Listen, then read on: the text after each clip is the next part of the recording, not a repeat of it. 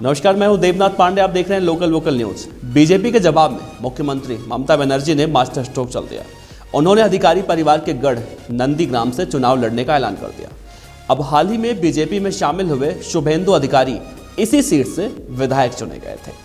शुभेंदु अधिकारी ने पलटवार करते हुए ये दावा किया कि वो भी इसी सीट से चुनाव लड़ेंगे और ममता बनर्जी, जो कि पश्चिम बंगाल के मुख्यमंत्री हैं, उनको 5 लाख वोटों से हराएंगे भी। नाकाम रहे तो राजनीति को अलविदा कह देंगे। ममता बनर्जी दक्षिण कोलकाता के भवानीपुर सीट से विधायक हैं। उनकी इस अप्रत्याशित घोषणा का किसी ने कयास भी नहीं लगाया था। यहां तक कि 18 जनवरी को नंदीग्राम में उनकी सभा में जुटी भारी भीड़ को भी इसका कोई अंदाजा ही नहीं था कि ममता बनर्जी इस तरह से ऐलान करेंगी। ममता बनर्जी ने भीड़ को भी चौंका दिया। करीब 5 साल बाद ममता बनर्जी नंदीग्राम आई थी और ममता बनर्जी ने पहले तो भीड़ के साथ संवाद कायम किया और फिर पूछा कि अगर मैं यहां से चुनाव लड़ती हूं तो कैसा रहेगा। इसके बाद तालियों की गड़गड़ाहट ने उनके इस सवाल पर अपनी सहमति पर मुहर लगा दी। मतलब उनकी सहमति जो थी इस पर मुहर लग गई। इसके बाद ममता बनर्जी ने नंदीग्राम से चुनाव लड़ने का ऐलान कर दिया। ममता बनर्जी की इस अप्रत्याशित ऐलान के बाद बीजेपी में बहुत तेजी से हलचल हो चुकी है। दरअसल बीजेपी के नेताओं की नज़र शुभेंदु अधिकारी पर काफ़ी लंबे समय से थी। बीजेपी नेताओं की रणनीति है कि शुभेंदु अधिकारी के साथ ही पूरे अधिकारी परिवार को अपने खेमे में लेकर मिदनापुर की 16, पश्चिम मिदनापुर की 19 और पुरुलिया की 9 विधानसभा सीटों पर अपना कब्जा जमाया जाए।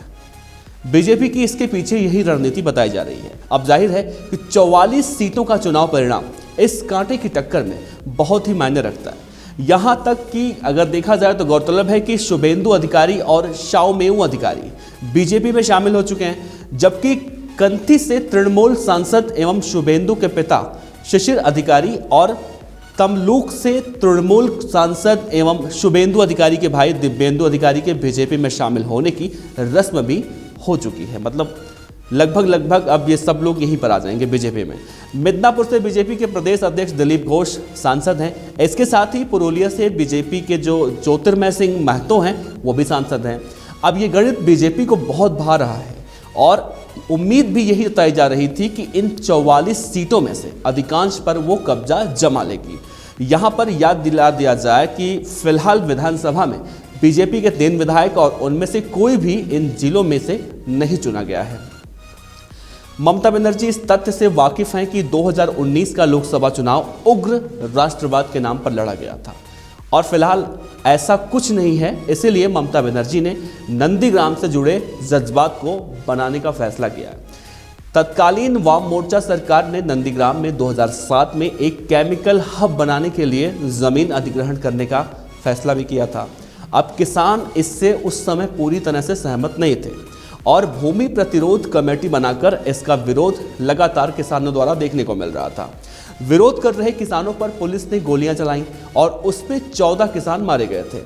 पश्चिम बंगाल में इस घटना के खिलाफ एक जबरदस्त माहौल देखा गया था। ममता बनर्जी, जो तत्कालीन मुख्यमंत्री हैं, अभी भी मुख्यमंत्री हैं, ममता बनर्जी के खिलाफ पुरजोर आंदोलन किया और शुभेंदु अधिकारी उन दिनों इनके कॉमरेड हुआ करते थे। यहीं से माँ माटी मानुस के नारे का उदय भी हुआ था।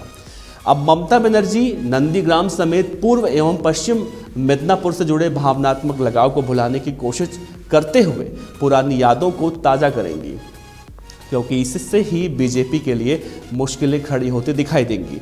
क्योंकि पुरानी यादों से हो सकता है कि सारे गिले शिकवे दूर हो जाएं और इसके अलावा दिल्ली की सीमा पर किसानों के जमावड़े का अंजाम भी बंगाल के चुनाव को प्रभावित करता दिखाई देगा।